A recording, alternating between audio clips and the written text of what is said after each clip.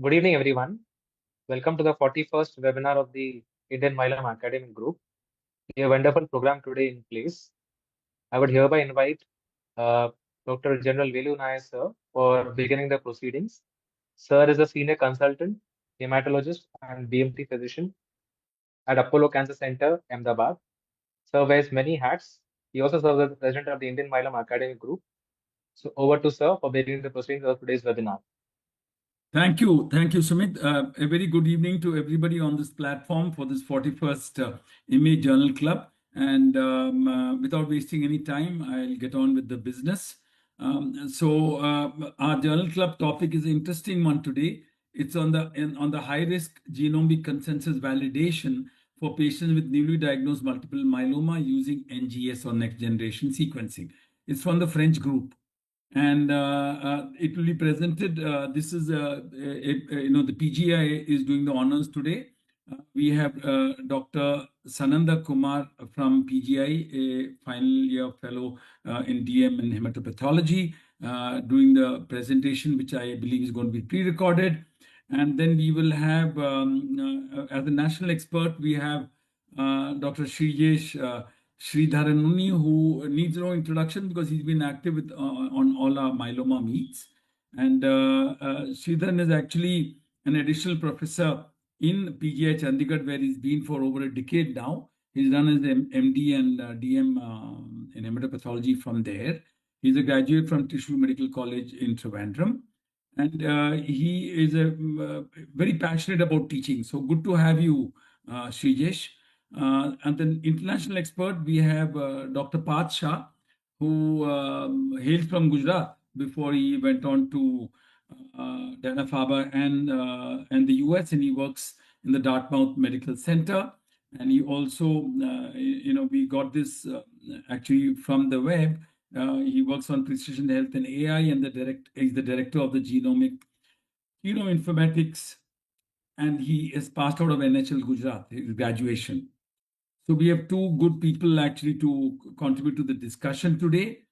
This will be followed at 6:10, hopefully around that time, to declare the Eagle Eye competition and the online quiz, which we will hand over to them that time. So can we start with the recording, please, of Dr. Sananda Kumar from PGI? Thank you.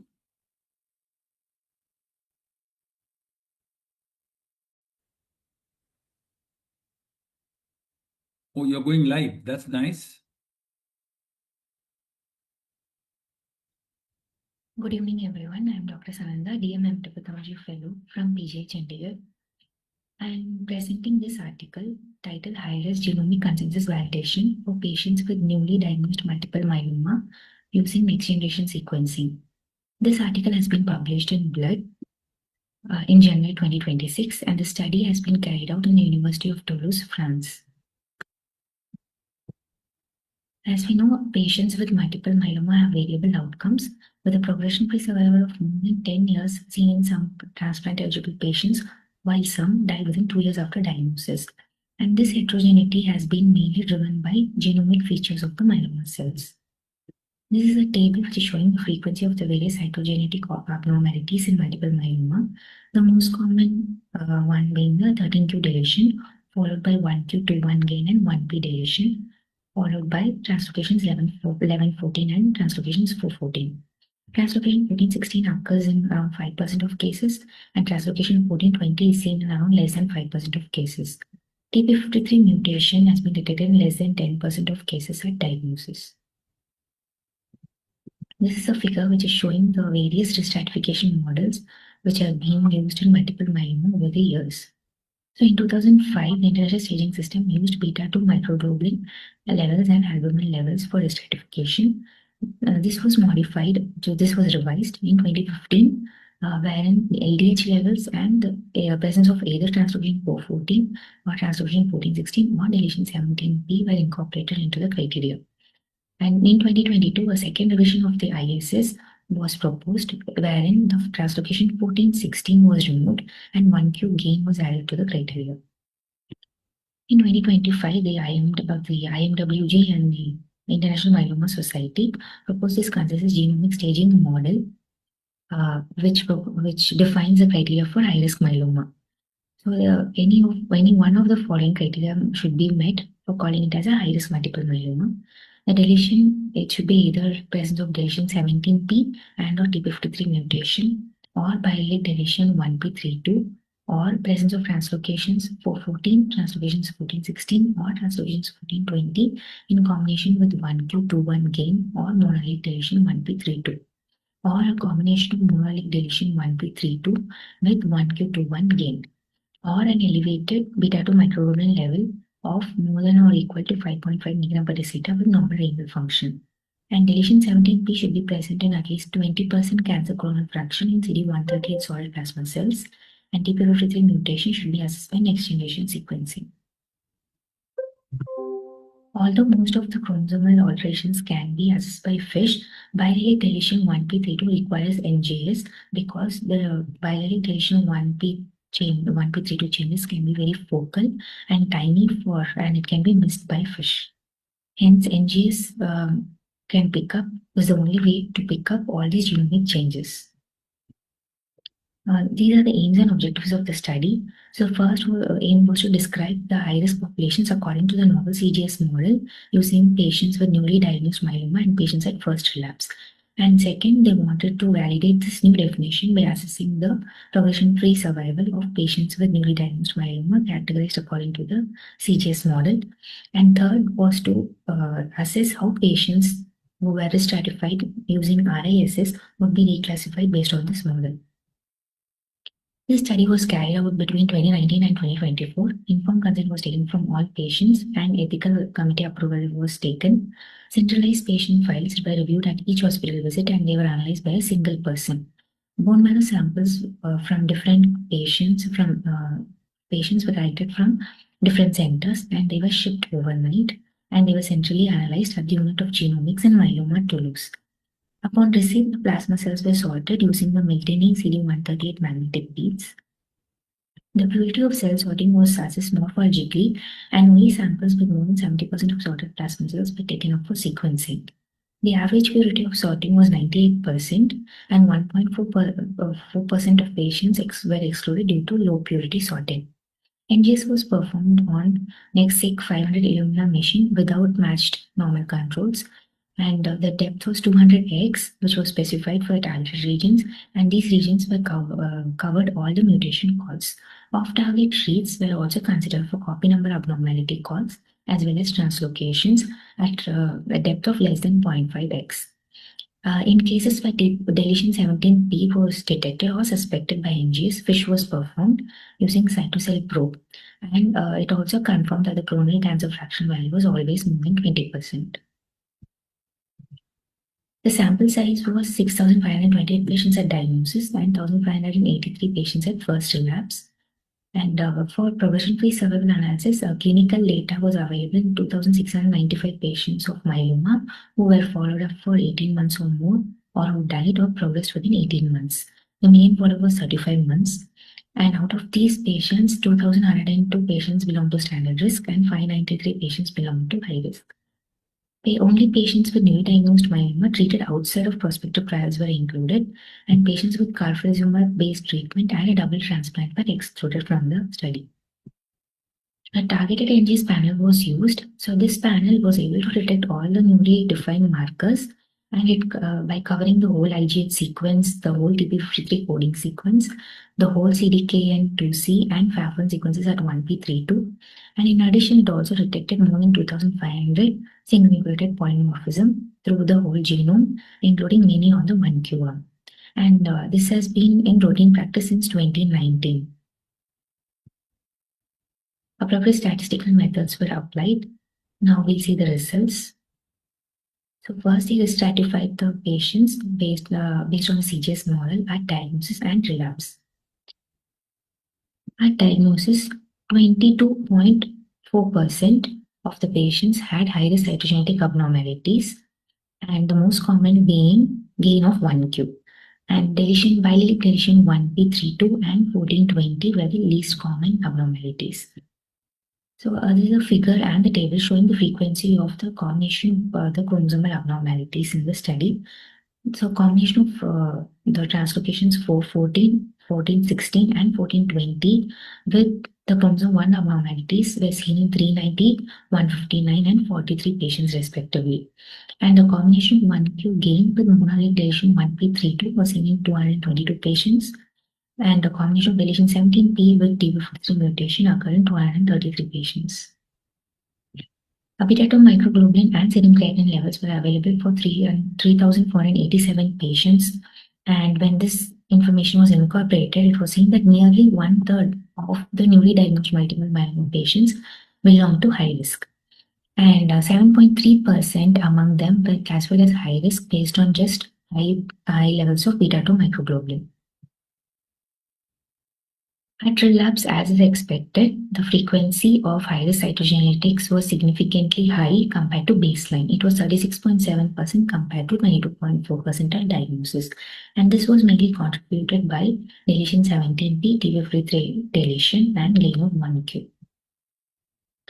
So next, they assessed the progression-free survival. The median follow-up was 35 months. And 1,553 patients underwent transplant, and nearly 50% received anti-CD38 therapy. So when comparing the progression-free survival between the high-risk and standard progress groups, it was found that the high-risk group had a significantly lower PFS of 30 months compared to 51 months for the standard risk group. And it is noted that 13.5% of non-high-risk patients experienced their first relapse before 18 months, suggesting that genetic risk alone may not capture all high-risk cases.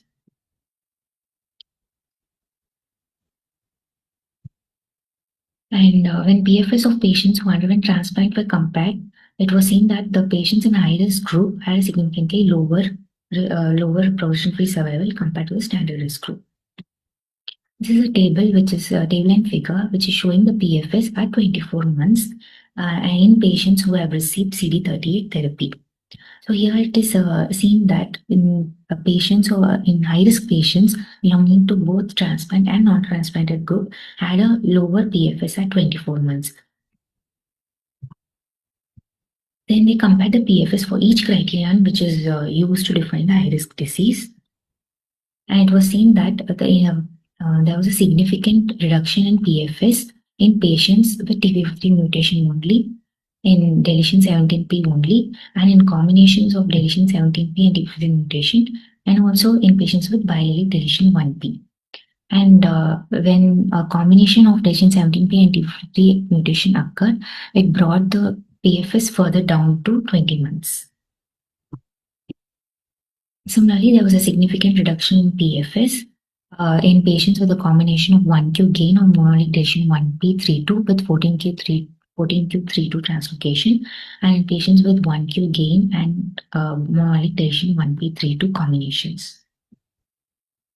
This is a figure which is showing the median PFS of the various cytogenetic abnormalities and their combinations. So the violet bar indicates isolated cases of these ablations, and orange indicates their combination with gain 1q and or monoallelic deletion 1p32 and or translocations. And the brown bar indicates their combination with deletion 17p and or TP53 mutation and or biallelic deletion 1p32.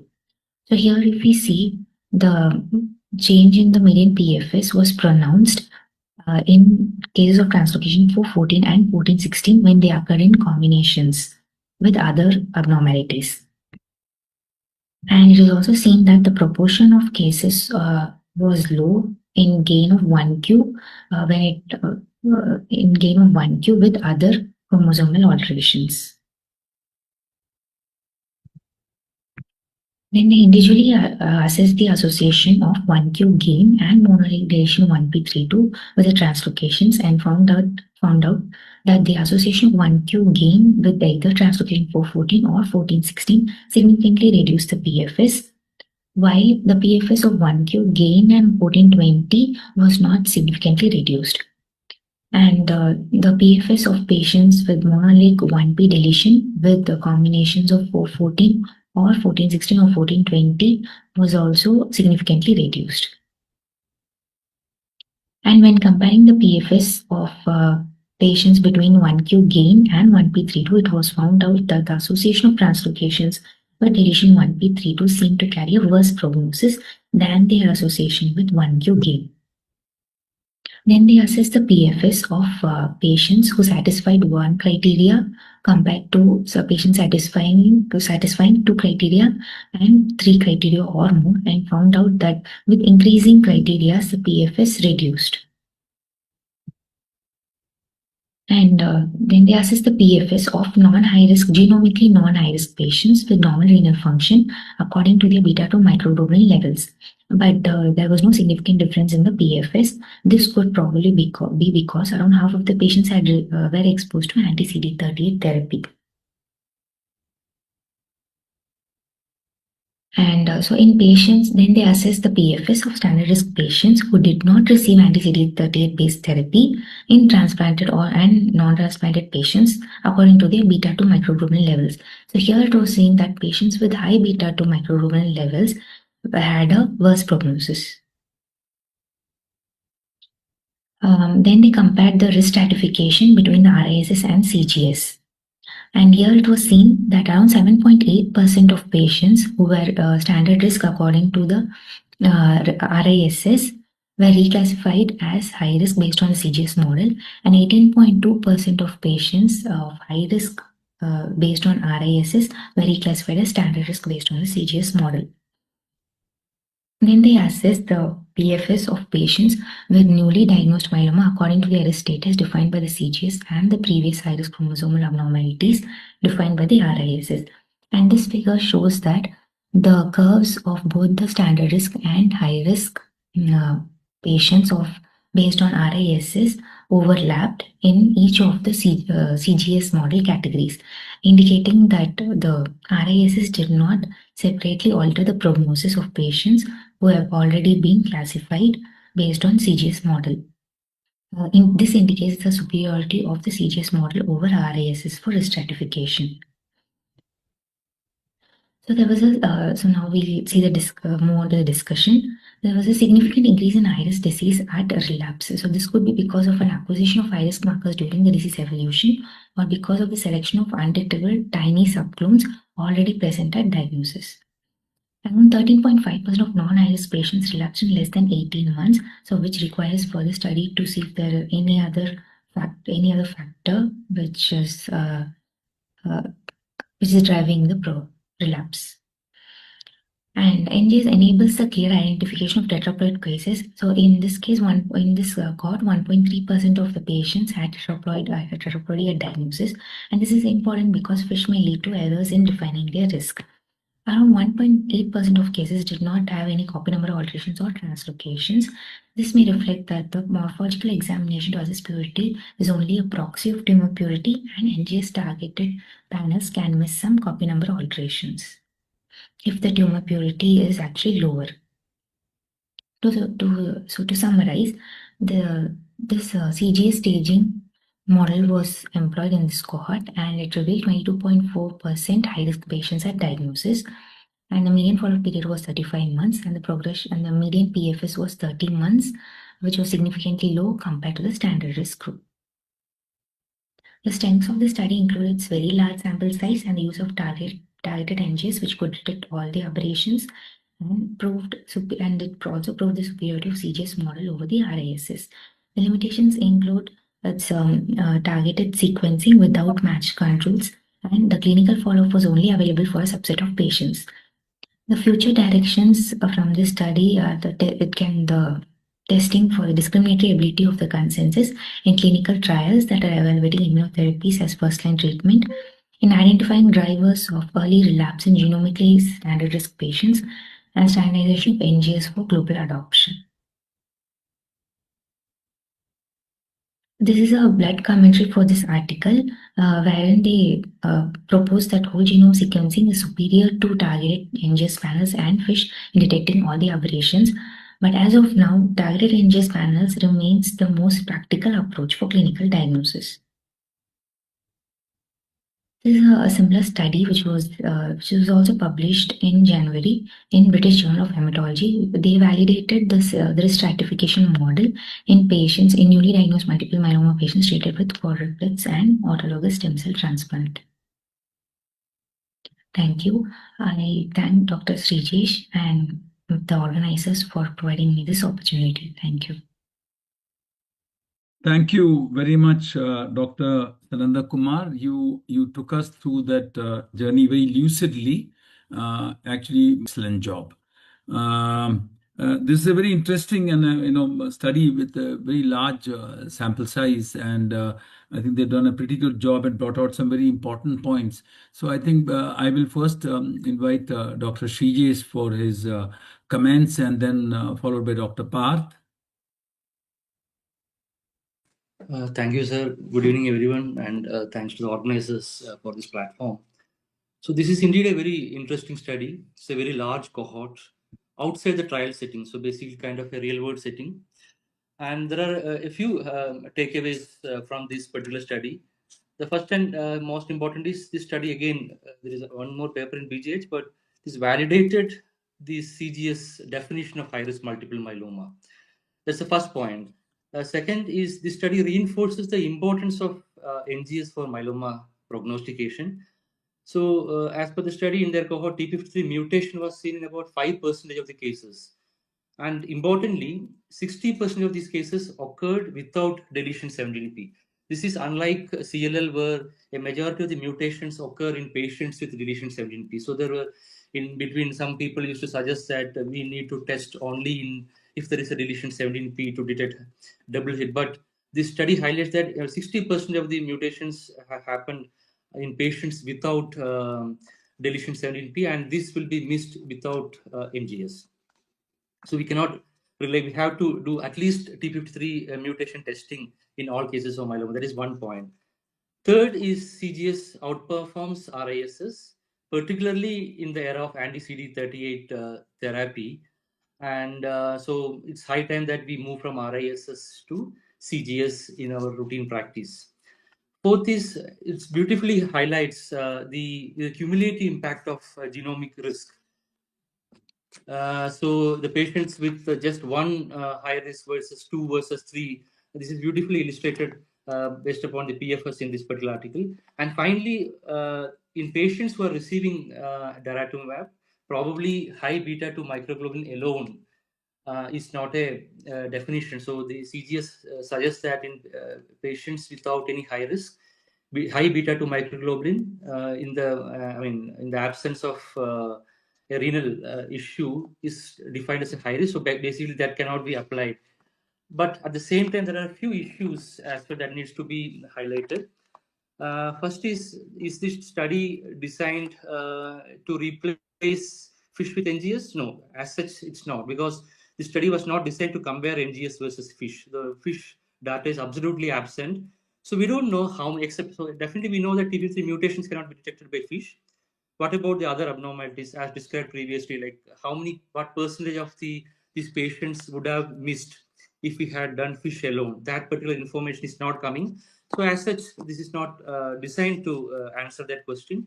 Second is the hyperdiploidy versus hypodiploidy. Absolutely, there is no data. So we know that the hyperdiploid patients are standard risk. And there are a lot of previous studies which have shown that a high-risk cytolytic abnormality in the presence of hyperdiploidy will negate the effect of high risk. That particular information is absolutely not there. And also technically, in patients with hyperdiploidy or hypodiploidy, what are the technical issues in assessing the copy number variation? That particular, that information is absolutely absent. Another thing is the previous studies have shown that in translocation 414, actually the poor prognosis depends upon the breakpoint. Despite having so many patients in this particular group, probably that again they have not given that information, probably maybe coming in the next paper as a separate paper, but they haven't assessed the impact of the breakpoint. And finally, they should have done a comparison with the R2 ISS. I'm surprised because we already knew that RISS had issues. That's why 1Q was introduced into it.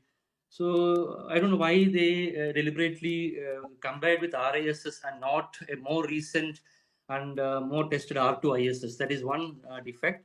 And finally, there is a wrong statement in the discussion. It says that in the presence of tetraploidy, the 17p cannot be interpreted. So they say that 2 copies will be interpreted as normal by fish. We do not do like that, because the 17p probe has 17p and a centromere. There is a probe against centromere. So we usually get 4 signals from the centromere and 2 signals from the 17p. So we usually interpret it as a relative loss. There are 4 copies of 17, but there's a loss of 2 copies of TP53. But overall, this is an interesting paper, and I think it's high time that we have to move from fish to NGS, but it's like costly and it's challenging, but probably it's like we have to slowly move to that particular. Thank you. Thank you very much, Srijesh. Before I let you be, 2 quick comments. Relapse less than 18 months, 13.5%. Unexplained. By this definition, you have a very high relapse at less than 18 months in the standard risk group.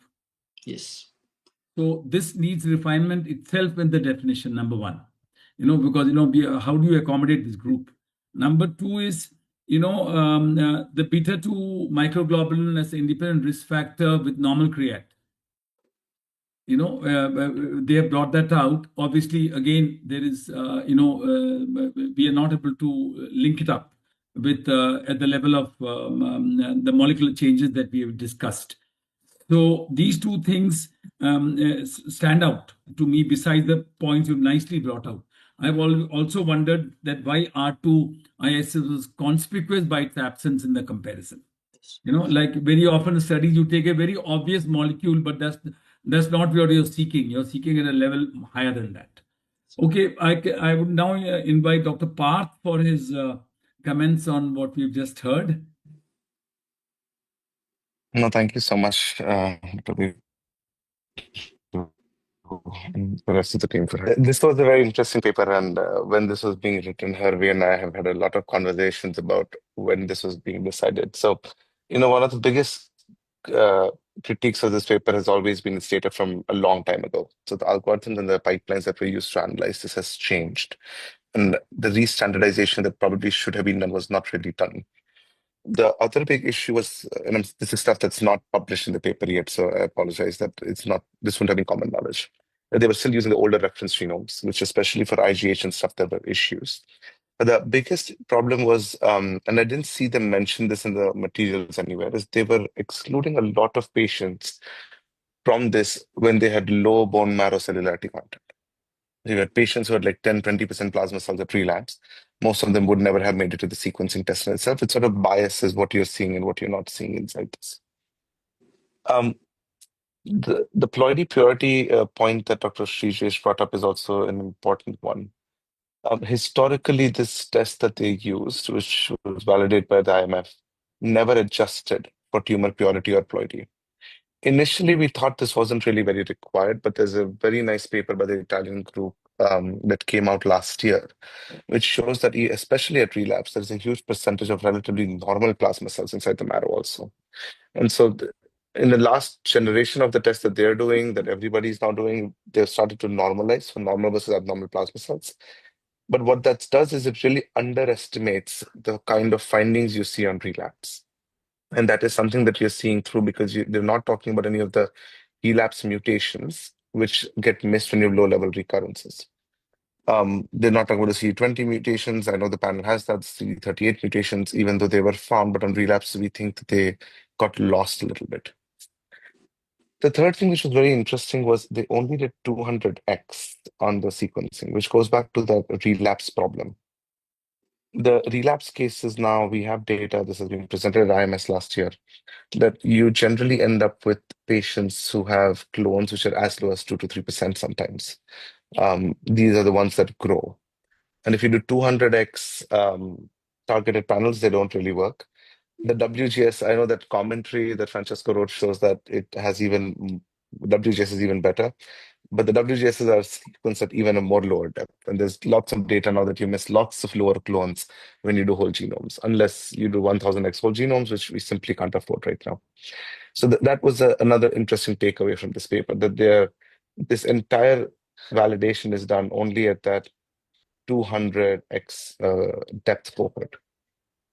The 414 data, which actually the same group published on, which I think they did not show in this primarily because of the older algorithms that were used initially. They did not have the breakpoints categorized, but there is a separate paper that now publishes that and shows that the outcome, the 2023 paper actually, but it's a lot of them are the same samples because a subset of these samples were clinical trial samples also. So they were real world, but there was a subset of clinical samples inside, trial samples in them. And finally, the hyper versus hypo, which I'm curious should be brought up to discussion inside this group also, because we have had several cases just in the last year where you have these relative deletions, where you have 4 copies of TP53, exactly what Dr. Suresh was talking about. You have 1 copy lost. Like, how do you actually interpret that? Do you interpret that as a loss? Do you interpret that as functional? And where do you end up with from a risk stratification perspective? Probably doesn't matter too much right now as of today. But with the immunotherapies, we are seeing dramatic differences in outcomes when you are that high risk and low risk categories. So with the expense associated with those therapies, I think that we will need to answer that. The next generation of what should be coming now, which includes the methylation as well as much, much deeper C and SNV calling, will hopefully clarify this. But it is still a very big problem, which I think they didn't talk about enough, is that 20% of those cases are still unanswered for and why they're functional high risk. It's being tried to justify that by showing circulating plasma cells and all of that, but it's gone more from a biological explanation to a quantitative explanation. So hopefully this next year, as the 2 large methylation group data sets come out, we will have more clarity on this. Thank you, Parth, for those insightful comments. I see many more people on the platform. So I see Uday's hand up. Uday, please. Sir, good morning, sir. So I hope you can hear me. Yes. Thanks a lot, Dr. Shijesh and Dr. Parth, for highlighting key elements. From a clinician perspective, I have got few important issues with this particular risk stratification model, particularly while applying it to Indian scenario. Now, the first important thing is the major diagnostic infrastructure gap. Now, this particular study relies heavily on the high purity CD138 sorting, wherein they have done it in more than 70% of the patients. And they are saying routine NGS for all NDMM patients since 2019. Now, most center in our country still rely on FISH, as Dr. Shijesh said, and CD138 sorting is very inconsistent. Many labs use unsorted marrow. So, and also biallelic deletion 1p32 and TP53 mutations, which are pre-CGS criteria, are not detectable with standard Indian FISH panels. So that is the first issue. Now, the second issue is difference in the treatment landscape. Now, the French cohort says that almost 55% of these patients had an anti-CD38 based frontline therapy, and 42% of these patients have undergone transplant. Whereas the Indian data, the number of patients which are subjected to frontline daratumumab are less than 10% due to the cost. And VRD, though, is universally accessible, but still the database suggests that only 70% of the patients get VRD in our country, and still many are subjected to VCD, VTD type of regimens. Transplant rates are less than 15% in our country on today's date.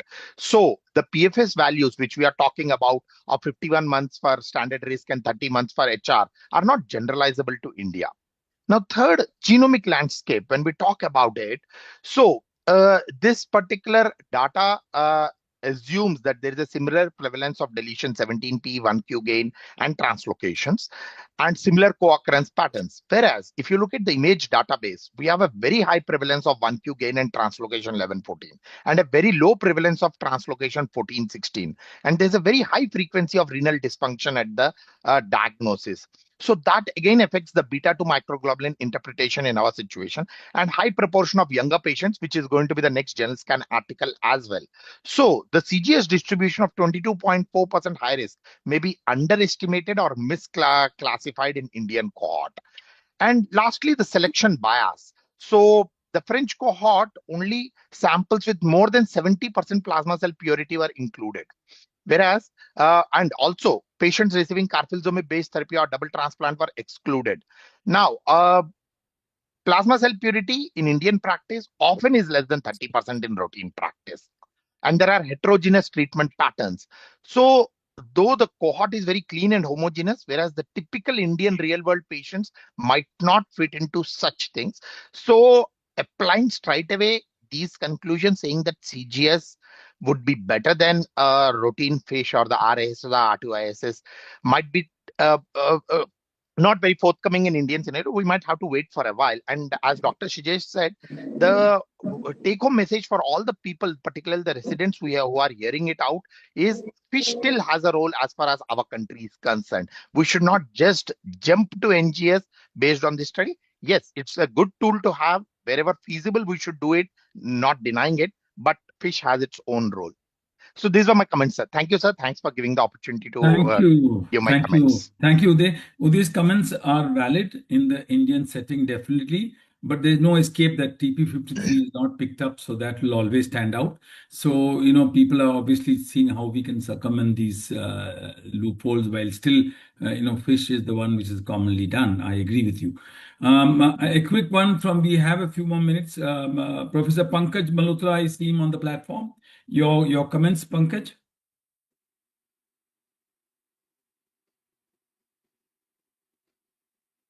And also Professor Hari Menon. Good evening. Good evening. So I agree with the comments made by Dr. Shirijesh as well as by Dr. Parth. So this is a continuous evolving thing. 10 years back we had only a FISH, and then we were identifying more abnormalities, and gradually we are progressing, and now we have NGS, and obviously we are further we are going to progress on NGS, and I'm sure in future some high risk features would be identified, new high risk features would be identified on NGS in 13.5% of patients where we diagnose this patient having only the functional high risk. So obviously, we are still missing something, and where exactly we are missing, we need to find out that. So I feel it is a continuously progressing, continuously progressing approach. So hopefully we will see more studies like this, and they will have more information. Thank you.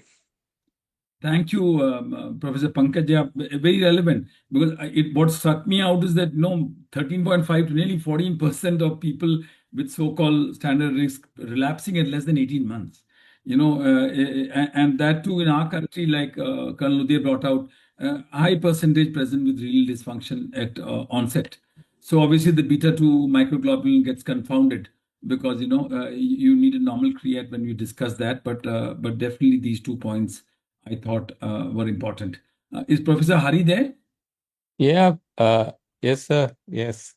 So for me, the points are all valid. And when we go through any of the studies, we are likely to encounter. But for me, it looks like a step forward, and it is something that eventually we will have to embrace it, and as it evolves, because there's no doubt about the fact of being able to delineate, especially in our settings, the high risk profile patients to be. We think that it might be far more than what we expect, and we end up, and the survival for these patients, as is shown in the study, has been quite severely impacted in terms of the PFS that we see over here. And with the advent of many more robust treatments that we reserve for a later date, perhaps if we were to identify these patients as a truly high risk over here, perhaps we can think about using these therapies much earlier on, rather than subjecting the patients to multiple lines of therapy, which has got its cost implications also. And if there is some conviction that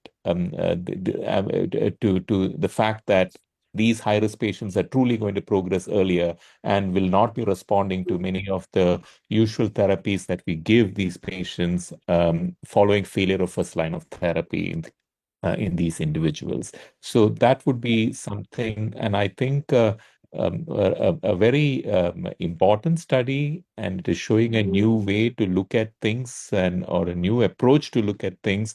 And I would believe that this is something that we will need to embrace much earlier. So I would also just draw on to the conclusion way back about 4-5 years ago when we used to say that NGS versus standard flow cytometric reporting for MRD assessment in terms of outcomes for these patients. We used to say it's going to be difficult, but increasingly we are also looking at this as going to be one of the ways that we need to look at to be more more defining in the way that we treat patients in the future. That's all. It might just allow us to choose our treatments more appropriately over here. That's all. That's the ultimate aim anyway. Thanks a lot, Professor Hari. I think Dr. Parth had something to say. I just want to add one thing because Dr. Uday brought up a very interesting point on 1Q. And I don't know how many of you see it in your clinical practice, and Dr. Nair, there has been this probe selection issue. There are a couple of different probes that come from fish. And if you use some of the standard probes that are not built for myeloma specific use cases, we have seen a huge uptake in reports of 1Q. Like you will see variations from some centers having 20 to 30%, some going up to 50 to 60% gains. And when we started doing the NGS head-to-head comparisons, which hopefully I think somebody said NGS versus fish, and the next paper comes out, you will see that delta, that there's a huge amount of gap between that, especially because of 1Q, because the probes do not bind to our regions of interest. They're actually generic 1Q gain probes. And that caused a lot of falls up tick inside our 1Q detection percentages. So I'm very curious what your numbers are. Thank you. I think an important point, but we'll obviously keep this in our mind. This is something. It's a valid point because this is something that we have actually come across. We are rather disappointed when we see that there are so many patients with 1Q gain that we see in our routine fish reports, and then we try to convince ourselves, okay, what is the percentage of that really? And sometimes we dismiss it as just being an incidental finding. Yeah, very valid point. Especially generic versus more specific. Thank you very much. In the interest of time, I have to move on, and I want to once again thank Dr. Sananda Kumar and Dr. Shrijesh for the wonderful presentation and the insightful discussion. I will now hand over to Dr. Sumit Mirk for declaration of the results of the Eagle Eye competition, followed by the pre-recorded telecast of the journal scan. Info on the next and also the info on the next journal club. So Dr. Sumit will take you through that. Dr. Sumit, thank you. Hello, sir. Am I audible and visible? Yes. I hope my slides are seen, sir. Yes. Okay. So welcome to the journal scan results. This was the article for the Eagle Eye competition for this month. It was multiple myeloma in young adults, insights from a tertiary care cancer center in India. And this article was from TMH India, Mumbai. So just to acquaint the process to those who are new to this, a recently published article is chosen, and commentary of 175 words or less is invited before a deadline to us. Any person, irrespective of designation and with an interest in the field of plasma cell disorders, can send this. The commentaries are sent to a team of blinded reviewers, and the best commentary is chosen, and the winner gets the chance to present a journal scan article along with a certificate, credit hours, image lifetime membership, so on and so forth. The purpose is that our young faculty should read the latest articles on plasma cell dyscrasias, learn the art of critical appraisal, the art of scanning an article. This will lead to more literature editors and correspondence articles from our country, and at the same time, get an opportunity to present in front of an august audience. So the limits or the variables by which we analyzed is the word limit, which is very strict, 175 words or less, language, study interpretation, conclusion of the commentary, and most importantly, plagiarism, as we live in the era of AI. So first of all, I would like to thank the reviewers. The one on the left, Dr. Georgie John, is the first author of this article, and is currently serving an assistant professor at Tata Memorial Hospital, Parel. Second is Dr. Sandeep Patnaik, who is practicing as a consultant hematologist at KIMS Hospital in Odisha. He's so academic that even the poster behind him is very academic. So before I announce the name of the winner is a special mention for close second finish, Dr. Shashikant Saini, a senior resident at Department of Clinical Hematology and Medical Oncology at PGI Chandigarh.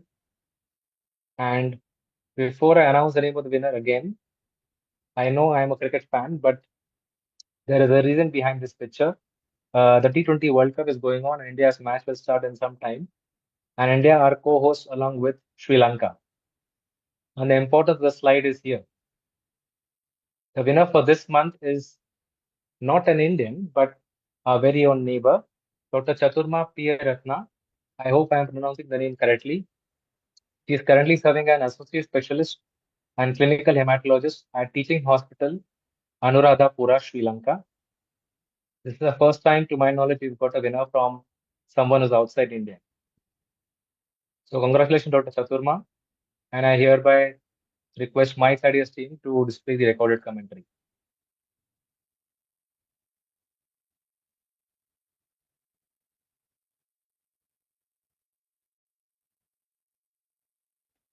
Good evening, everyone. I'm Dr. Chaturma P. Ratna, Associate Specialist Clinical Hematologist at Teaching Hospital, Anuradhapura, Sri Lanka. At the outset, I would like to sincerely thank the Indian Myeloma Academic Group for giving me this wonderful opportunity to present this journal scan article. It is truly an honor and a privilege to be part of this academic platform. Today I will be presenting a retrospective analysis titled Multiple Myeloma in Young Adults, Insights from a Tertiary Cancer Center in India. The study focuses specifically on patients aged 40 years or younger, aiming to better understand their clinical characteristics, treatment patterns, and survival outcomes in a real-world, resource-limited setting. Between 2013 and 2021, 1,980 newly diagnosed multiple myeloma patients were screened. Among them, 132 patients were aged 40 years or below. After excluding patients with plasmacytoma, Poems syndrome, plasma cell leukemia, amyloidosis, and plasmablastic lymphoma, the final cohort included 110 patients for analysis. The median age was 36 years, and there was a strong male predominance with a male-to-female ratio of 3:1. Most patients had an echo performance status of 1 at diagnosis. However, disease burden was significant. 42.7% had hemoglobin less than 10 grams per deciliter. 17.3% had creatinine more than 2 milligrams per deciliter. 41.8 had albumin less than 3.5 grams per deciliter. Regarding staging, 37.4% presented with ISS stage 3 disease, suggesting relatively advanced presentation. Bone disease was highly prevalent, with lytic lesions seen in nearly 89% of patients. The most common symptom was bone pain, reported in over 83% of cases. Cord compression was present in nearly 12%, highlighting the severity at presentation. High-risk cytogenetic abnormalities were identified in approximately 21% of patients. These included translocation 414, 1416, 1q gain. Interestingly, no deletion 17p abnormalities were detected in this cohort. Hyperdiploidy and monosomy 13 was observed. An interesting finding was the high frequency of macrofocal multiple myeloma. About 31% of patients met criteria for multifocal disease, which is characterized by multiple lytic lesions or plasmacytomas without classical CRAB features. This is considerably higher than the approximately 3% reported in some real-world series. In terms of induction therapy, VCD was used in 55% of patients. VRD was used in 38.5%. The median number of induction cycles was 8. Regarding maintenance therapy, approximately 69% received maintenance, with 48% received imide-based maintenance, mainly lenalidomide, and 20% received proteasome inhibitor-based maintenance, mainly bolson. Autologous stem cell transplantation is performed in only 26.8% of patients, reflecting resource limitations and access challenges. Meet the median follow-up of 44 months. Median progression-free survival was 45.9 months. Median overall survival was not reached. The 5-year overall survival rate was 81%, which is encouraging given the limited access to novel therapies. Treatment choices had significant impact on outcomes. Patients receiving BRD induction had significantly superior progression-free survival compared to those receiving BCG. Maintenance therapy also dramatically improved outcomes. Similarly, autologous stem cell transplantation improved both progression-free survival and overall survival.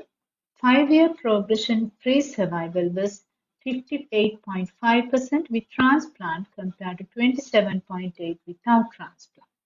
These findings reinforce the importance of optimal induction, maintenance therapy, and consolidation with transplant whenever feasible. On multivariate analysis, independent predictors of shorter progression-free survival included renal failure, poor performance status, high-risk cytogenetics, suboptimal response to induction therapy, absence of maintenance therapy. Depth of response was particularly important. Patients achieving complete remission or VGPR had significantly longer progression-free survival compared to those achieving only partial response or stable disease. Compared with Western literature, the proportion of young patients appears slightly higher in this Indian cohort. More than 1/3 presented with ISS stage 3 disease, likely reflect delayed diagnosis and healthcare access limitations. The study has several limitations, including retrospective design, referral bias from a tertiary center, small subgroup sizes. Additionally, long-term toxicity surveillance is essential in young survivors, particularly for cardiovascular complications and secondary malignancy. In conclusion, young multiple myeloma patients represented 5.5% of cases in this center. Despite resource limitations and relatively low transplant rates, survival outcomes were encouraging. Optimal induction therapy with BRD, use of maintenance therapy, and autologous stem cell transplantation significantly improved outcomes. Key adverse prognostic factors included renal failure, poor performance status, high-risk cytogenetics, and lack of maintenance therapy. These findings highlight actionable opportunities, including improving early diagnosis, expanding access to novel agents and transplantation, and ensuring structured long-term follow-up. This analysis provides valuable real-world data from a resource-limited setting, offering insights that are highly applicable to our regional practice. Thank you for your attention.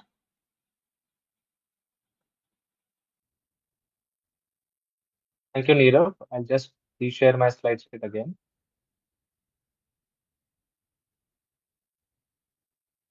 This was the winner's recorded commentary for this month's journal scan. So the next webinar is on 26th of March 2026.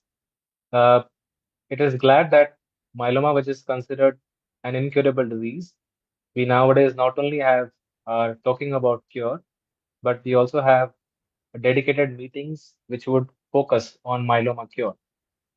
So this is a recent meeting which was held, Myeloma Cure Summit, Definitions, Metrics, and Milestones, and it was first of its kind by the IMS.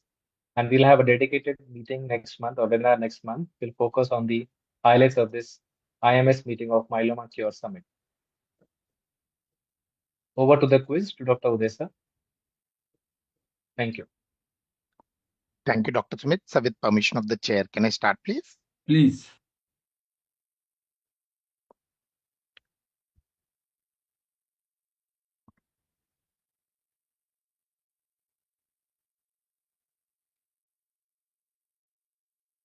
So can you see my slides? Yes. Thank you, sir. So I would want all of you who have joined currently for the Myeloma Journal Club to kindly scan this QR code, please. You can write your name, you can write your mobile number, you can write abbreviation, you can write any ID. We are not very keen about the ID that you enter, but we would humbly request that everyone should scan the code and join the quiz. They are going to be very simple 10 questions on what has been presented till now on the CGS and the young myeloma, 5 questions on the young myeloma and 5 questions on the CGS. Now, in the meanwhile, till the time the people join,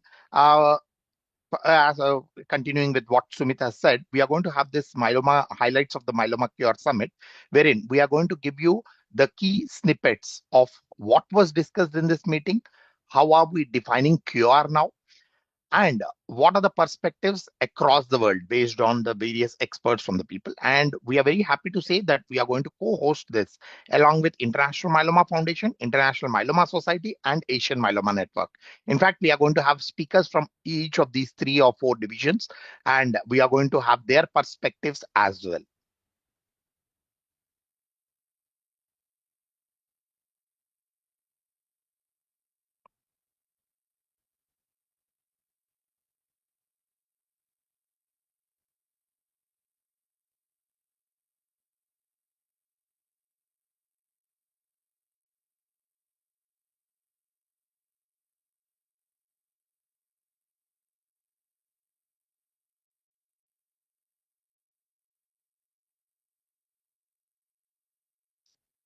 Only 9 of you have joined. We request more to join. And there's no embargo on the status or the stature of the individuals. So students, faculty, everyone can join.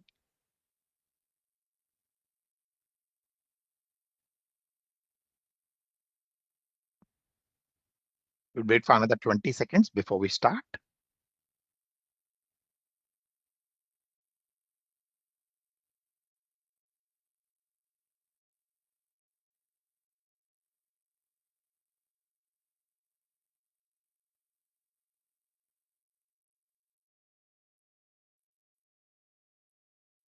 Okay, with that, coming to the first question. According to the consensus genomic staging model, which genomic abnormality alone is sufficient to classify a newly diagnosed myeloma patient as high risk?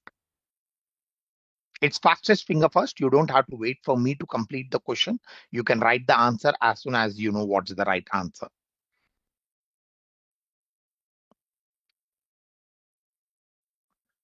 Okay, so that's the right answer. So TP53 mutation, and that has been spoken or discussed well during the discussion as well. So this is something which is extremely important, and as a single genomic abnormality, it is sufficient to classify a NDMM patient as high risk. So with that, let's get on to the second question. I'll show you the leaderboard after the first 5 questions. Among young adults, that is less than 40 years, with myeloma patients in Indian cohort by TMH, which induction regimen was associated with significantly superior PFS?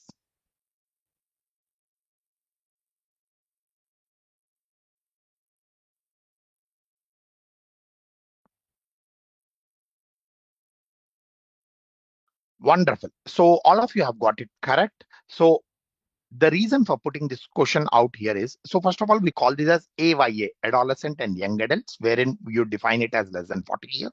And we have got a huge cohort of it. And from India itself, we have got around 4 publications on AYA myelomas from different parts of the country. So a triplet regimen with a combination of a IMiD and a proteasome is extremely important.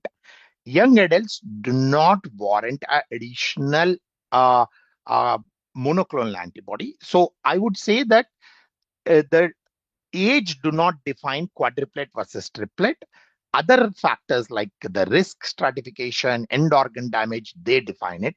So when you stratify people by age, even in the international studies, they have not found a difference between less than 40 versus more than 40 by giving quadruplet versus triplet. So the decision on treatment regimen depends upon other factors other than the age. Okay, let's get on with the next question. In the CGS model, which combination of abnormalities is considered as ultra high risk due to extremely poor PFS?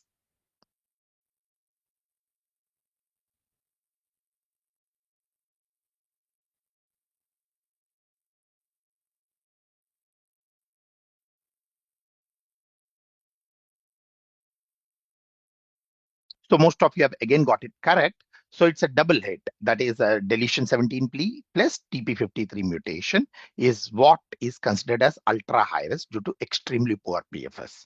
So let's go on to the next question. Which clinical factor was independently associated with inferior PFS in young adults with myeloma on multivariate analysis? Now, this is not only true for the article which was presented today, it's true for the other articles which have been presented or which have been published on AYA myelomas.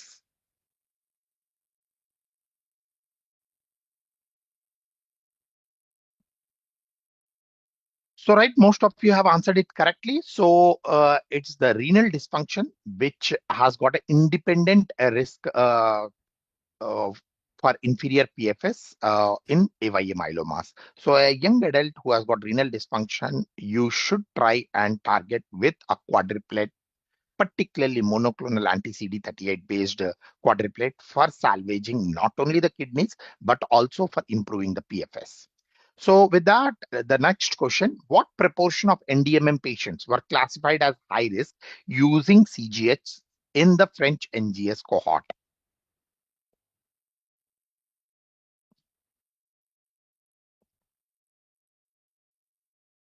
This was discussed extensively by the chair, and chair has spoken about it thrice.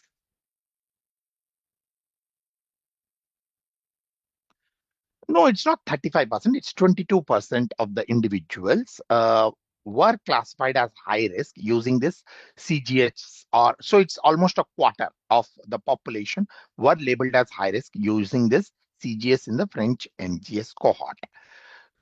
So this is the leaderboard till now. So we have Aishwarya leading, followed by Kalaivanan, then Grishma, and the last two people. So with that, let's get on to the next 5 questions. Which cytogenetic abnormality was notably absent in the Indian AYA cohort by Tata group of doctors, despite being a classical high-risk lesion?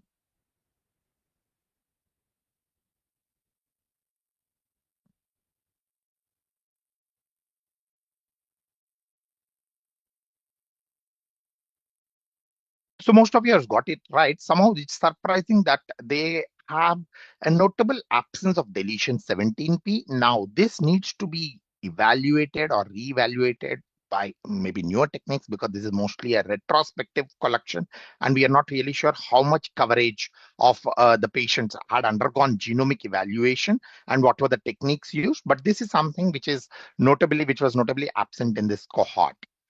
Now, getting on with our next question, in the CGS model, which combination of abnormalities significantly worsens prognosis compared with either lesion alone?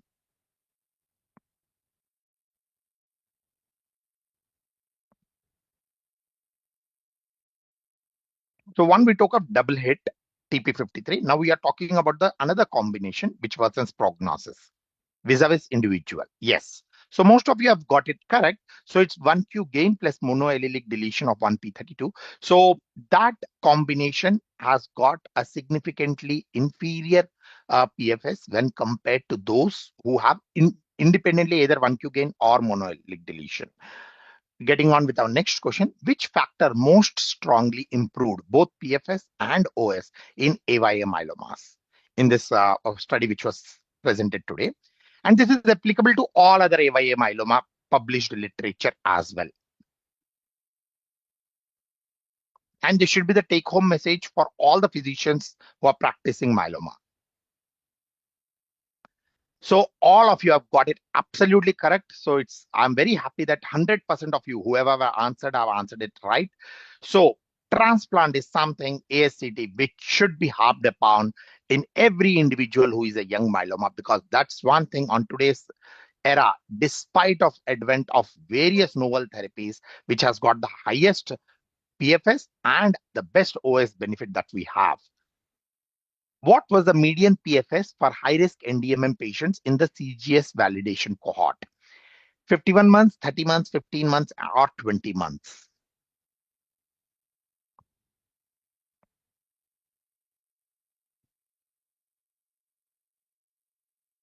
Again, this was discussed during the discussion by the experts.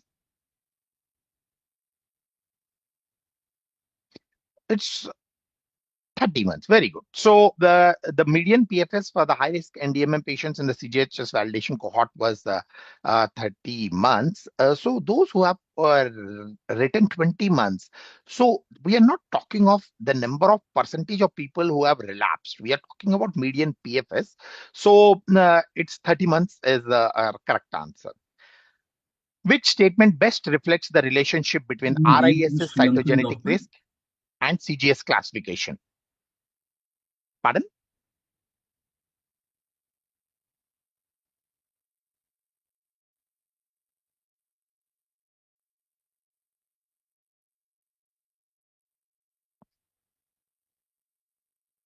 So again, most of you have got it correct. So it is 83% of the individuals who have a significant proportion of RISS high-risk patients are reclassified as standard risk by CGS.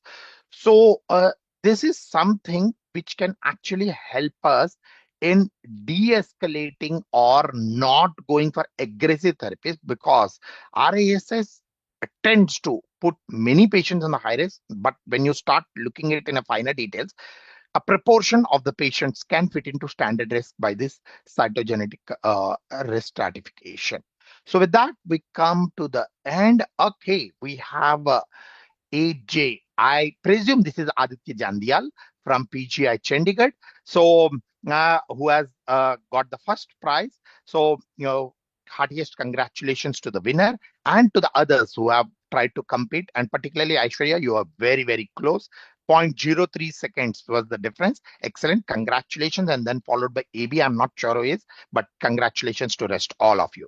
So with that, we come to the end of this quiz, and I would hand over the stage back to the chair. Thank you. Thank you very much.